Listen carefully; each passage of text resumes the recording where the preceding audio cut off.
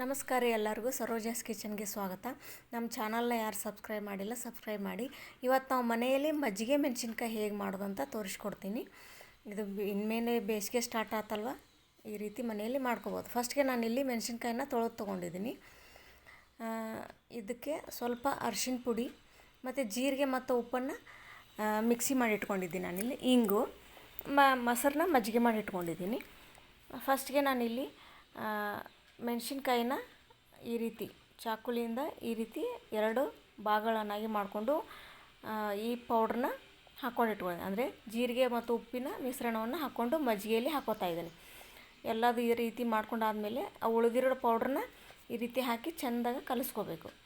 ಆಮೇಲೆ ಇದಕ್ಕೆ ಸ್ವಲ್ಪ ಅರಿಶಿನ ಪುಡಿ ಇಂಗು ಹಾಕಿ ಈ ರೀತಿ ಕಲಿಸ್ಕೊಂಡು ಮುಚ್ಚಳ ಮುಚ್ಚಿ ಇಡಬೇಕು.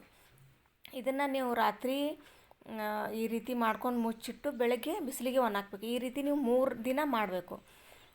ರಾತ್ರಿ ತಂದು ಅದೇ ಉಳಿದಿರೋ ಮಜ್ಜಿಗೆಯಲ್ಲಿ ಹಾಕಿಟ್ಟು ಮತ್ತು ಬೆಳಗ್ಗೆ ಬಿಸಿಲಿಗೆ ಒಣ ಹಾಕೋದು. ಆನಂತರ ಈ ರೀತಿ ಕ್ರಿಸ್ಪಿಯಾಗಿ ಬರ್ತಾವೆ. ಆಮೇಲೆ ಇದನ್ನ ಎಣ್ಣೆಯಲ್ಲಿ ಕರೆದ ನಂತರ ಈ ರೀತಿ ಬರ್ತಾವೆ ನೋಡ್ತಿರ್ಬೋದು. ಬಿಸಿಲಿಗೆ ಒಣಗಿದ ನಂತರ ಈ ರೀತಿ ನೋಡ್ತಿರ್ಬೋದು ನೀವು. ಮತ್ತು ಎಣ್ಣೆಯಲ್ಲಿ ಕರೆದ ನಂತರ ಈ ರೀತಿ ಇದನ್ನು 1 ವರ್ಷಗಳ ಕಾಲ ನಾವು ಇಟ್ಕೊಂಡು ತಿನ್ಬೋದು. So thank you for watching.